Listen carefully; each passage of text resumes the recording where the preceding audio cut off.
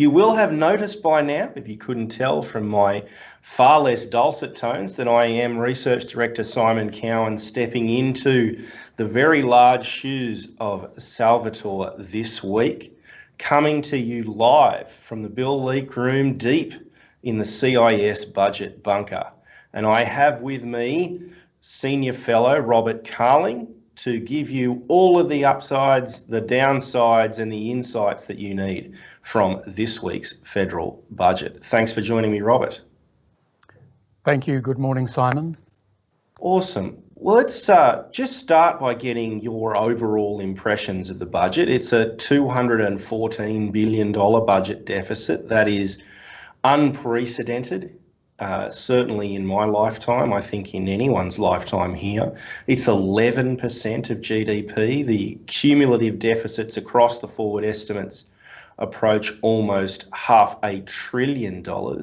It's a far cry from the 4 surpluses that we were promised at the last budget. Robert, what is your take on where our budget sits now? Well, the government has obviously splashed a great deal of cash in its expenditure and taxation measures, both in this budget and what went before it in the last 6 months or so. So it should not just be a matter of splashing a lot of cash for the short term, with the objective being stimulus for the next 12 or 18 months. And I think this is where the budget is disappointing, especially on the tax side. They could have done more. We often hear this saying, don't let a good crisis go to waste, meaning take the advantage of the atmosphere created by a crisis to do things that might otherwise not be politically possible. So I don't think that they have taken full advantage of the crisis in that sense. And as you say, budget repair is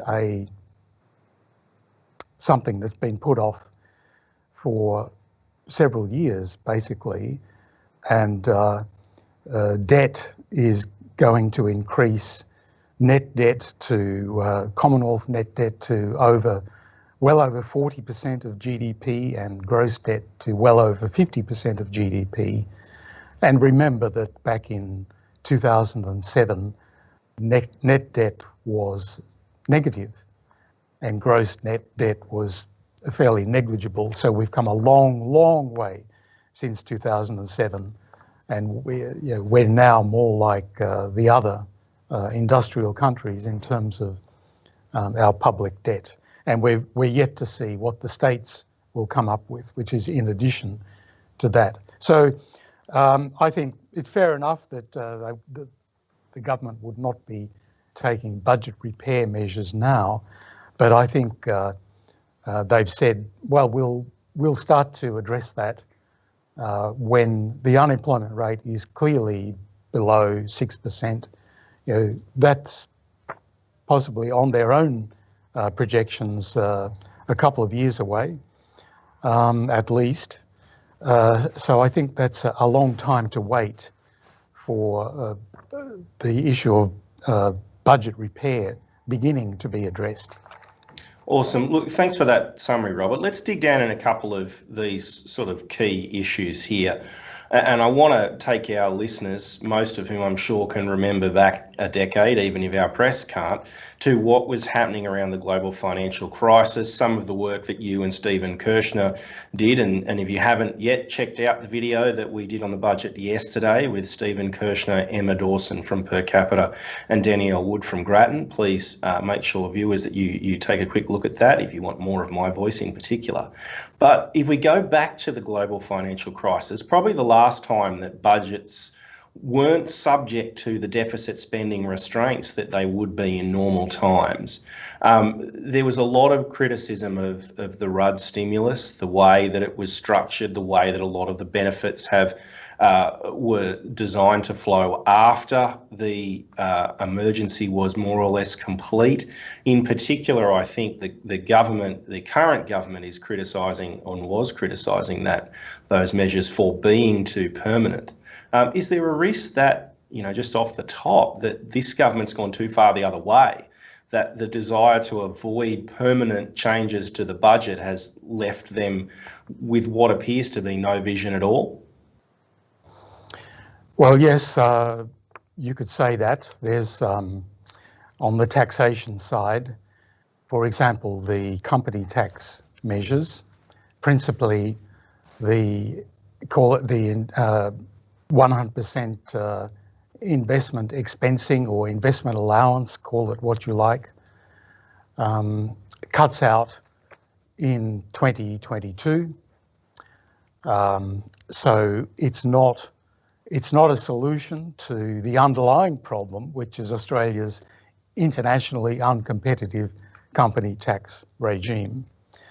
And on the personal income tax side, we have these stage 1, 2 and 3 personal income tax cuts announced in 2018 and 2019, particularly budgets. Could you just explain to our listeners particularly what's covered in stage 2 and stage 3? Yeah. So, stage 3 was the end point. So this was the ultimate objective. And it is still even if only just a marginal rate structure of 19% up to $45,000, and then 30% up to $200,000, and then 45%, and with the Medicare levy added on to all of that. So that is the end point in 2024.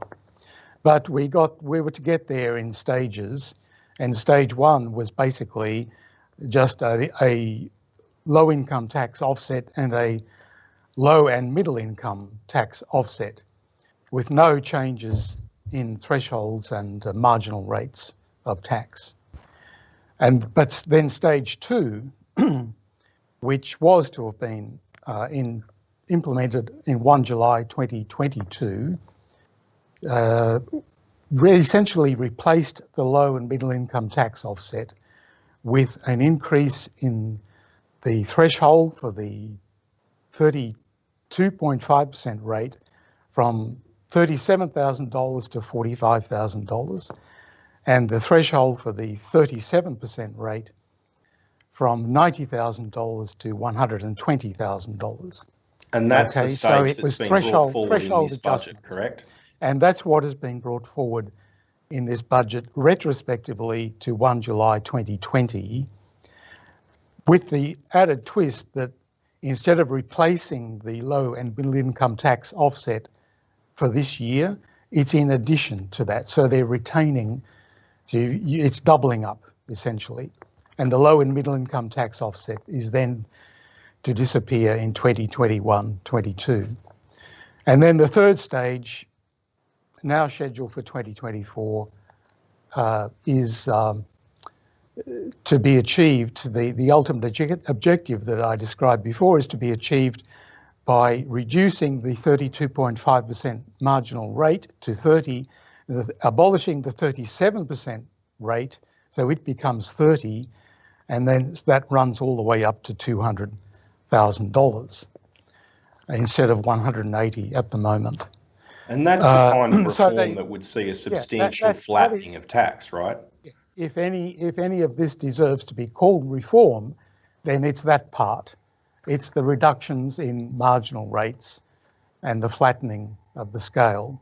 The obvious thing to me would have been to bring that forward also, not necessarily to retrospectively to 1 July 2020 like stage 2, but to 2021 or even 22. But it hasn't been brought forward at all. I think a lot to do with the politics, because stage 3 involves larger tax cuts for higher incomes than stages 1 and 2. There was indeed a campaign launched by another think tank. That shall remain nameless? That shall remain nameless. A campaign just before the budget to try to stop it from being brought forward. So I guess they can claim victory. You hear this argument that it would not have, that money would not have been spent by the recipients, would have been saved, so it's not stimulus, which entirely misses the point that reducing marginal rates is an incentive measure for the longer term. It's not primarily about short-term stimulus, although that's part of it. Well, I think there's two things I'd like to just to get into there, and we'll just put the stimulus point to one side because I think a couple of our commenters, Anthony and Mike, have brought that up. But just before we sort of leave the tax cut side of this and the politics of this, your article in the AFR, which I again strongly encourage everyone to read, makes the point quite clearly that the stage 3 tax cuts are now quite vulnerable to repeal or overturning them, especially given that they now sit beyond at least one and maybe two elections. And I think the danger here of the politics seems pretty simple. We no longer have the cover of the stage 2 cuts that provide benefits to other marginal tax rate levels. The government's lost the benefit of literally $100 billion of additional welfare payments through COVID. If the government is so afraid of the politics of handing out income tax cuts to higher income earners in the current environment, are they ever going to have the courage to actually see these through? Well, I think that they are very the stage 3 tax cut is extremely vulnerable. The Labor Party has always been opposed to them, although they waved them through the Senate last year. Fundamentally, the Labor is opposed to them. And I think if there were a change of government, then it would be very likely that they would be scrapped or reshaped in some fashion or made a part of some other package. If there is not a change of government before 2024, even then, I think they are vulnerable because surely by 2024, the government will be focusing on budget repair, and these tax cuts due to be implemented will be sitting there as an obvious savings option, as they're called, a saving option of some many billions of dollars, and it would be very tempting, even for a coalition government, to go for that option.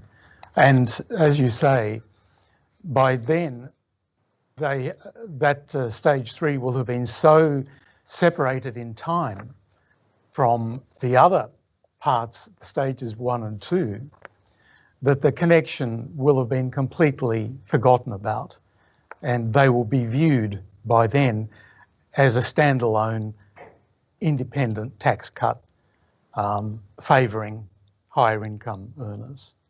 So the politics of it, in the context of budget repair at that time, when the government will hopefully be cutting back on expenditure, the politics of it are going to be very difficult. It's worth reiterating, I suppose, just for our listeners here, although if there was anyone who would understand the rationale for these tax cuts, it would be our listeners, and if they'd like a little bit more information, obviously they could revisit John Humphrey's 2019 paper on the merits of these tax cuts. But could you just sort of give us a brief rationale as to why it's important that we go through with stage 3? Well, it's reductions to marginal rates, to my way of thinking, are the gold standard of tax cuts. Not just increasing the thresholds, but actually cutting the marginal rates. This has a more enduring effect, a more enduring benefit.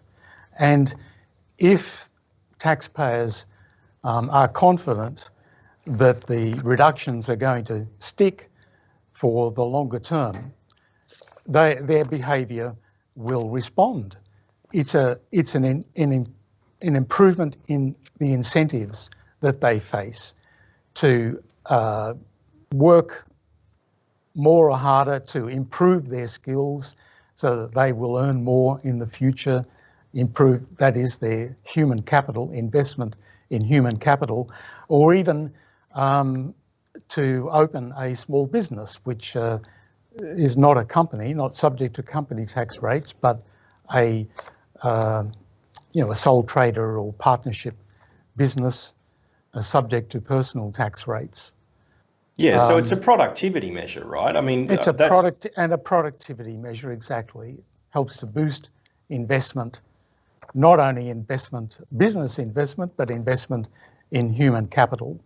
And it also, I might add, tilts the balance away from unproductive tax avoidance behaviour. Every reduction in marginal rates tilts the balance away from, takes the incentive away from pursuing tax avoidance strategies, which are totally unproductive from an economy-wide point of view.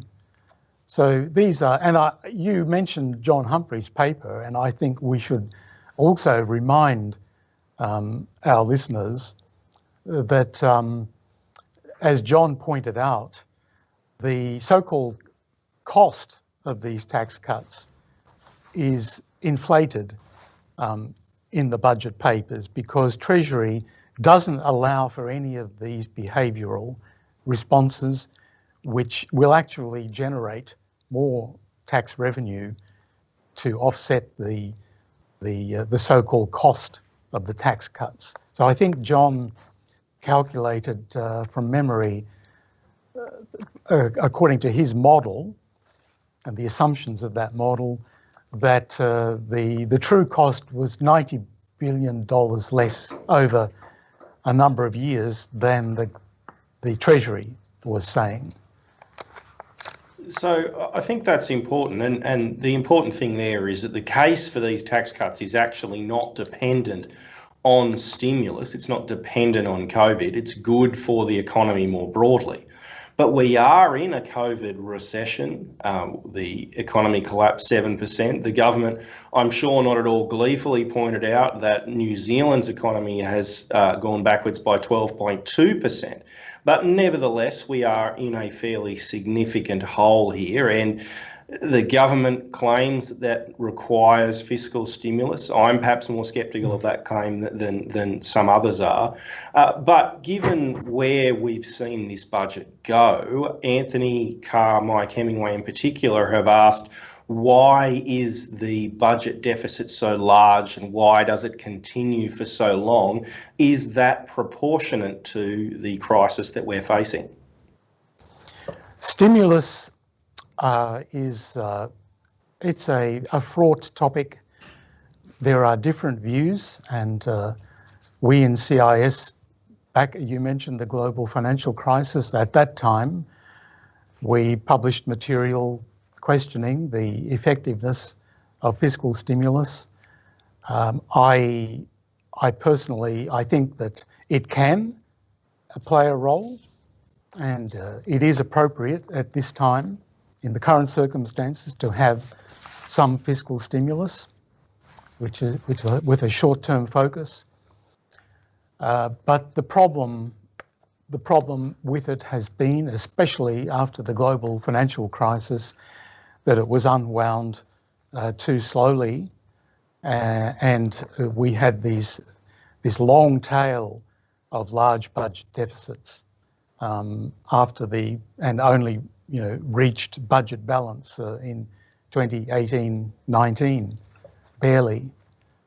Why can't they fall away more rapidly? The government says that all its measures are temporary, but they do extend out to 2022-23, basically.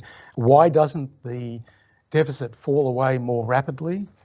Well, it's partly because these company tax measures, the way this is recorded, although the company tax measures end in June 2022, there's still a revenue effect in 22-23. And that's the way company tax works. So, and also there is actually a permanent effect on the budget deficit here. There is a very telling graph in the budget papers, which I can't demonstrate, I can't show here, but it shows that even out to 2030, 31, so 10 years, to the extent these figures can be relied upon, that qualification must be added, but even looking out 10 years, there is still a gap of almost 2% of GDP between total payments and total receipts. And this is according to the methodology of the budget papers and the assumptions. So there's a 2%, almost 2% of GDP deficit persisting way out to 2030. So this is a ticking time bomb, I think, for fiscal policy, and it's going to dominate our politics for a long time to come. And why does it happen? It's because there is a permanent reduction in the economy's potential. And there is another very telling graph in the budget papers showing potential and forecast GDP out, well, this is to 2024, but the gap remains. That they're saying that, well, the real GDP will get back to potential by June 2024, so after 4 years of growth at averaging almost 4% per year, if you believe that. But so back to potential by 24, but that potential is substantially below what it was pre-pandemic. So according to these figures, in June 2024, in quarterly terms, it's lower by, it looks like about $30 billion per quarter, or just over $100 billion per year lower than it would have been, the path that it was on before the pandemic. And they attribute this to reduced immigration and population. But I would say that there are other factors at work. Also, so-called labour market scarring, investment that is not taking place that would otherwise have taken place, productivity shortfall, and so on. So if you have that $100 billion a year shortfall in real GDP in 2024, that's bound to have an effect on the revenue side of the budget. Unless you adjust one side of the budget, you're going to have this more or less permanent gap going forward. And it's interesting, I think, when we talk about the potential GDP and growth coming into the crisis, it's not like in 2009, where the year before the crisis, we had extremely high nominal and real GDP, so much so that some have said the RBA would have had to have engineered a significant slowdown in the economy prior to 2009. At this point in time, we're coming in with inflation averaging below 2%, growth is averaging sort of below 3%, wages growth in real terms is about 0.5% or basically nothing, all in the lead up to this crash. Do you see in the budget a plan from the government to fix any of those longer term problems? No. Well, to take a step back, as you say, before the pandemic, the economy was lackluster, shall we say. It was not in a crisis by any means, but its performance was lackluster. Productivity growth was very disappointing and business investment was very disappointing. The crisis has only exacerbated that pre-existing condition. Now, we've constantly talking about the need for an economic reform program, agenda, wide-ranging, including things like industrial relations, as well as fiscal measures. Now, the budget doesn't have to spell out all of that. I mean, fair enough. It's essentially a fiscal document. It doesn't have to be a comprehensive economic program. So just because we haven't seen everything announced in the budget doesn't mean it can't still come. And you know, we are on hold for some announcement on industrial relations, supposedly very soon. So they can still do other things, deregulation, and so on and so forth. But the budget is an important element of this, because anything with a fiscal dimension to it, an expenditure or tax dimension to it, has to be in a budget eventually. And that's why I find this budget disappointing from that perspective, that it's largely short-term in its focus, and has missed the opportunity to have longer-term, longer-lasting measures, as we were talking about before. It's worth noting at this point, and I see our regular host in the comments asking us to take questions, so I'm going to put one to you from Anthony Carr. Is anyone doing a proper cost-benefit analysis of the measures being taken? I mean, the government, this budget to a certain extent, simply records a number of the measures the government has already taken. Is there any sense that the government is actually looking to see whether these things are effective? We've seen the Treasurer come out and say that the JobKeeper scheme was one of the best schemes that a government has ever run. Is there any proper cost-benefit analysis being done here? Not that I know of, Simon, Anthony, not that I know of. The ultimate cost-benefit analysis, the government would say, is that their budget measures lift GDP growth and lower unemployment. They claim that unemployment will peak at a level 5 percentage points lower than it otherwise would have peaked, I think. So that's, they would say that is the ultimate benefit. Because that is all, well, you can take that with a pinch of salt. I mean, what is the alternate? What is the hypothetical? We don't know what would have happened otherwise. We will eventually know what will happen, but we will never know what would have happened otherwise. Governments in recessions, and this happened with the Rudd government and the global financial crisis, always make these claims about the exact magnitude of the effect of their fiscal stimulus on GDP and unemployment. So I mean, that's one test. Other cost-benefit analysis, no. And it worries me that we're seeing all these new microeconomic schemes launched, like the job subsidy, the apprenticeship program, and so on and so forth, without any real analysis of their likely effectiveness. And I'm worried about the competence and efficiency in the implementation of these schemes also.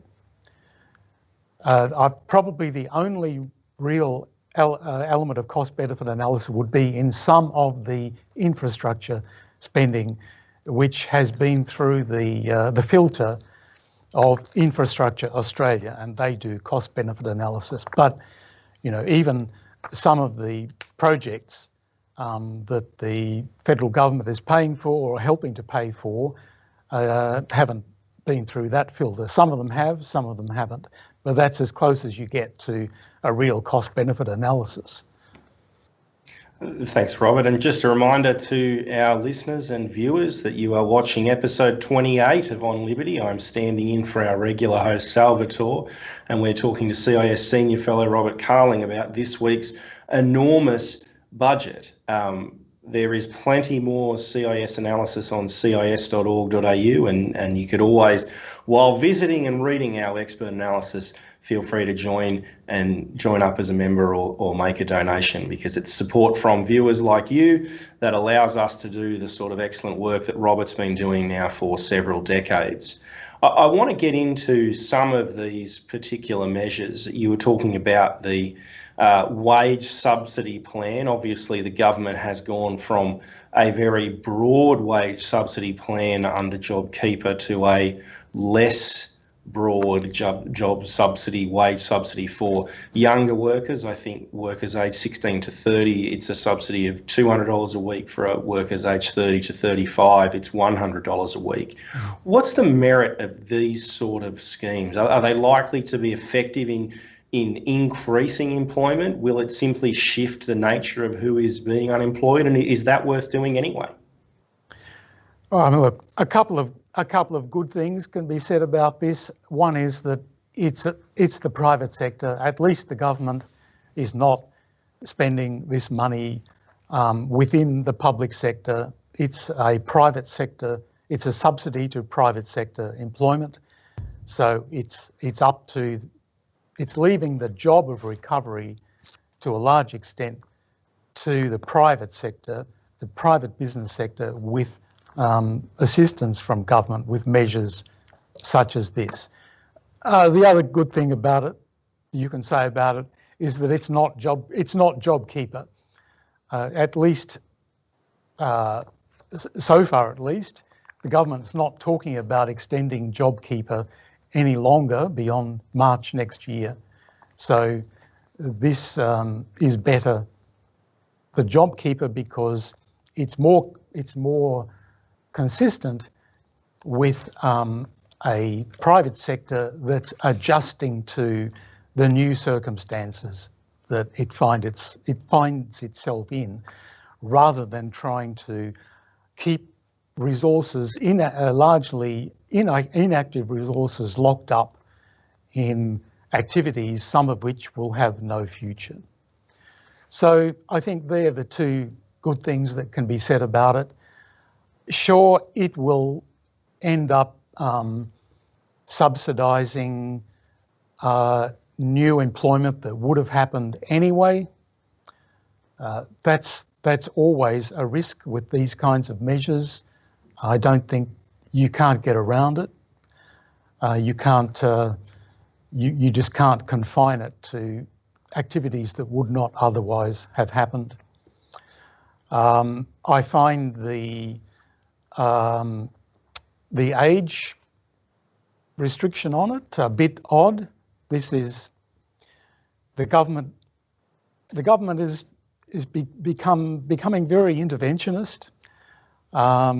I guess it would have been better to have it open-ended, and I don't just say that as someone a bit above age 35, but I don't think you're going to qualify for the JobMaker subsidy, Robert. No, I don't think so. But it really is a bit like their manufacturing initiative, which looks like picking winners. It does, although it's interesting, back when I worked at the New South Wales Department of Industry, I was just flipping through some of that manufacturing stuff, and I thought that looks a heck of a lot like what we were trying to do back in 2009. That was, you'd have to say, at best, marginally effective. There's a couple of people in the comments, including our friend from Queensland, Jean Tunney, who did an excellent piece on productivity. For those of you who are interested in ways that we can boost the productive capacity of the economy and grow our way out of this problem, please check out Jean's excellent piece. But both Jean and Max have brought up in the comments about social spending. Obviously, we've got the job seeker payment that is scheduled to fall back to its previous level at the end of this year. We've seen a number of complaints that the government hasn't thrown additional money at spending in areas like childcare. What's your sense, firstly, of why the government hasn't committed to more spending on this front, and whether or not it would be a good idea to do so? Well, I think that one reason is that it would be permanent, and they don't want to, quite rightly, they don't want to exacerbate an already difficult budget outlook by adopting permanent expenditure initiatives like higher subsidies for childcare. On job seeker, that also would be permanent, although hopefully at a much lower level of unemployment in the future. And I don't rule out the possibility that they will still announce some increase in job seeker allowance compared with what it was before the crisis, not necessarily at its current elevated level, which is to last until December. But the fact that they didn't announce it in the budget doesn't necessarily mean that they won't announce it, say, in the mid-year budget review. And calling it mid-year is a bit of a joke this year because it's only 2 months after the actual budget.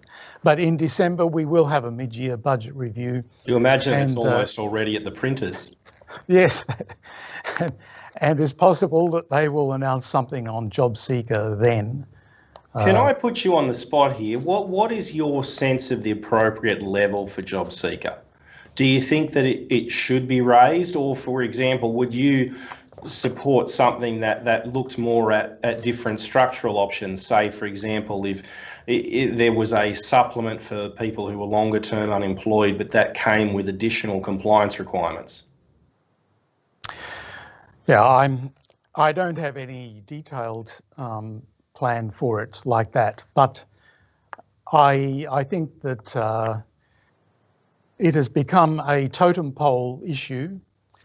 I don't think it's. I don't know what all the fuss is about, frankly. It has been held in real terms for many years. It has not gone down in real terms.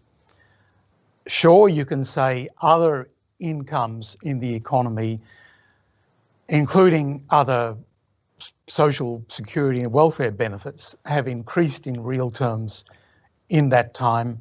So the unemployment benefit should also increase in real terms. That's a respectable argument, but I don't think it's as big a deal as it's made out to be. But I suspect they will increase it beyond what it was before the crisis, but not as high as it is now, which is, I think, 50% higher. Yeah, they've cut it back. 50% higher. It has come back from where it was at the height of the pandemic. It's due to fall back to its old level. I think the day before Christmas, which is kind of amusing, as if it wasn't such a serious issue. Another point from the comments, and I know this one will get you fired up, talking about international and domestic borders. The budget assumes that all of the states will open their borders by the end of this year, with the exception of WA, who will open theirs by the end of March.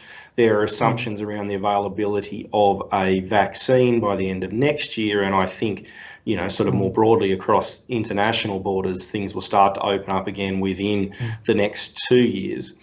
Firstly, do you think it's realistic that will happen? And secondly, what do you think the damage has been by shutting all those borders, particularly the domestic borders, as a result of the pandemic?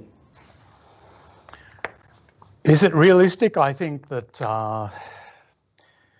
Queensland opening will be more realistic after October the 31st. And if that government stops playing politics with the issue, Western Australia, likewise, they have an election next March. It's all about politics. I think eventually all of these governments will fall into line and realise the absurdity of their stances. Internationally, it's another issue, but I would hope that come the new year, there will be some experimentation with ways of liberalising the international border restrictions also. But all of this is a reminder that these things are very costly to the economy. And that's another reason that we're going to have, the economy is going to be operating below potential, even if there's all the stimulus in the world.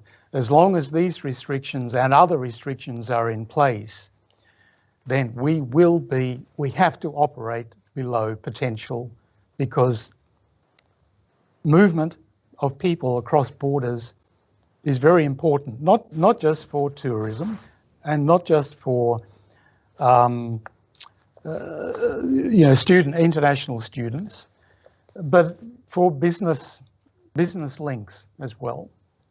The conduct of business internationally does require the movement of people also, as well as goods. So that is definitely holding us back, and I would hope that the sooner the better that those restrictions are lifted.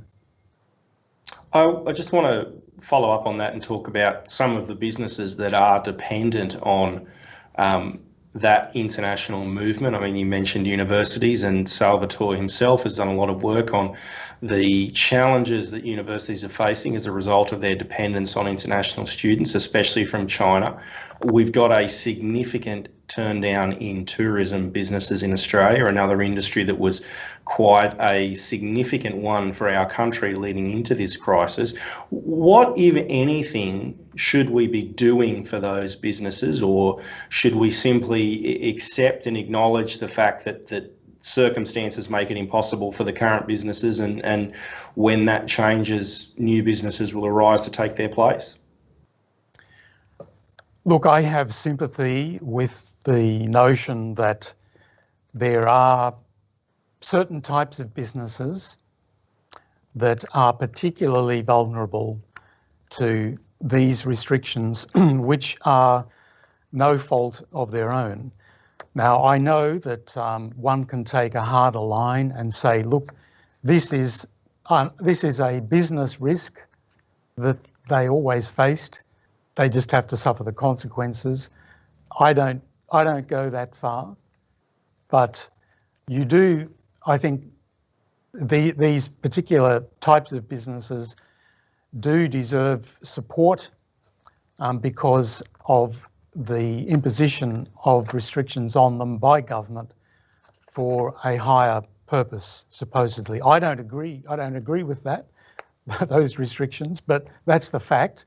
They're in place, and it's not the fault of businesses of that kind. The problem is that once you get into that, you risk propping up businesses that were going to disappear anyway. So it's the obverse of the problem we talked about with the job subsidy, the wage subsidy, that you end up subsidising employment that was going to happen anyway. In this case, you end up propping up businesses that were going to disappear anyway. So all of this kind of activity throws sand into the wheels of structural adjustment, which is always happening in the economy. For example, the trend to online shopping was underway before the pandemic came along, obviously. The pandemic has just spurred it along. So there was a structural adjustment underway even before the pandemic in the nature of retailing. How do you distinguish between the continuation of that structural adjustment and a temporary impact from the pandemic. You can't. But that's the nature of support measures, that you end up subsidising the bad with the good. Thanks for that, Robert. It looks like we're getting a wind up here from our excellent our hosts here at the Centre for Independent Studies. Just a reminder that you've been watching On Liberty with CIS Research Director Simon Cowan stepping in for Salvatore. We've been speaking with Robert Carling, a senior fellow here. He's given us some fantastic insights into the budget. I want to just wrap this one up with sort of a final thought from you, which is, what do you think the key thing missing from this budget is, and what would you like to see the government rectify going forward? Oh, well, the key things missing, I think, are permanent tax measures that would be good for productivity growth in the longer term. And how can they remedy that? Well, it's a bit late now, but there's always another budget next year, and we need a company tax reform to replace this temporary 100% investment allowance when it comes to an end in 2022. And if I could just come back to Anthony Carr's question earlier about why the budget deficit doesn't fall away more rapidly, Anthony, it's also because the budget deficit doesn't just depend on the government's discretionary policy measures. There's also an automatic response, and particularly on the revenue side. So there's going to be a shortfall of company tax revenue and personal income tax revenue and other revenues for some years to come. Regardless of any measures the government is taking, there's going to be that shortfall until business and economic activity gradually rebuilds to a full recovery. So that's the main reason that the budget deficit remains elevated for several years. Fantastic, Robert. Look, thank you so much for joining us, and thank you to all of our guests and commenters, particularly Anthony. You've been very active. Jean Tunney, thank you again for your excellent work. And I would encourage all of the people watching today, check out our other videos on YouTube, sign up for future live streams, and make sure that you visit cis.org.au to check out more of the CIS's excellent content. Thank you again for joining us.